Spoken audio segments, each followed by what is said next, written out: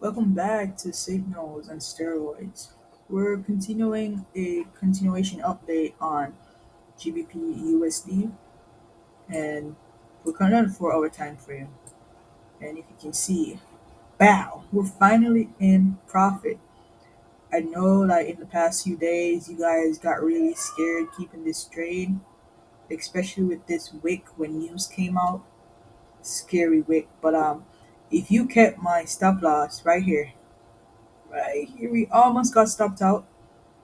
This is why I recommend putting your stop loss below the last low so it has some breathing room because these last lows are like psychological points where you can feel confident putting your stop losses below or above these areas because if price does, let's say if it continues down, then and it closes, not only it continues but it has to close below this area, then price is gonna continue gonna change into a downtrend.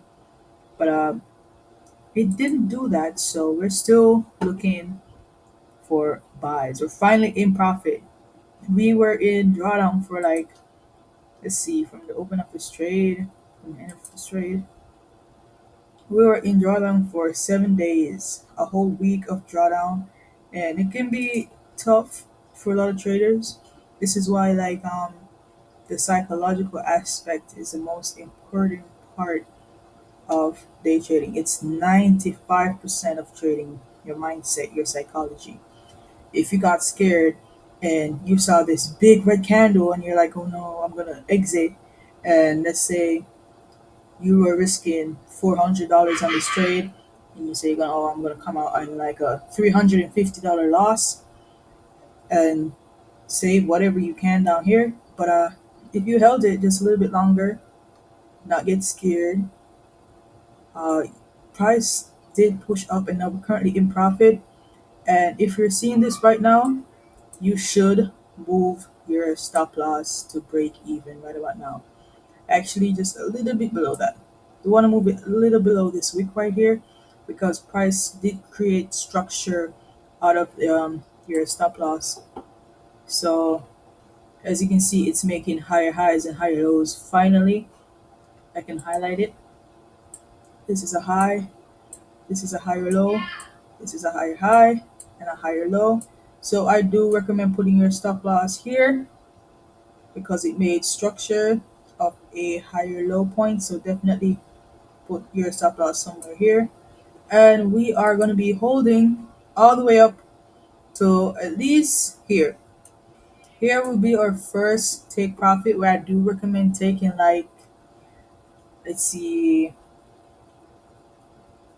take about 30 to 40% off your trade, like edit your position and close 30% out, and then you can hold everything else all the way up here, which is our last take profit.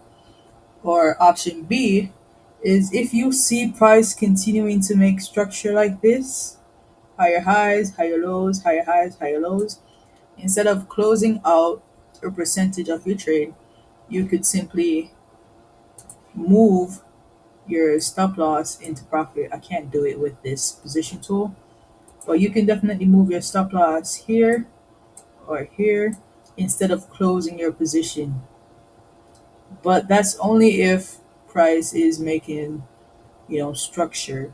Um, and that's if you feel confident or holding this position, as in if you get stopped out, you're not gonna like re-enter and re-enter and re-enter and re-enter and then lose all your profits that you were making on this trade. And believe me, that has happened to me already.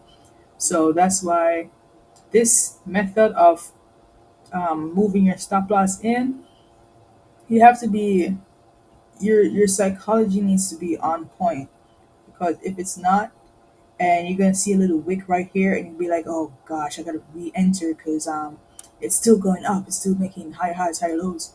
If you step your stop loss here and you get stopped out, stay out the market. And if you feel like you're not able to do that, then don't have your stop losses in profit. Instead, you can move your stop loss to break even, and then take percentages off your position while it climbs up. That's how a little bit of drawdown, a little bit of drawdown won't make you crazy uncomfortable because you don't really have a stop loss in your position in the take profit position, but you did take some money, you put in a bank, you have some funds, so you won't be as scared with price movement. But that pretty much sums up my analysis on this video. I'll definitely keep you updated on what GBP USD is gonna do, and definitely tell me your analysis and your thoughts and opinions if you traded this pair and what plan A or plan B you're gonna do going forward. And I'll see you guys in the next one. Thanks for watching.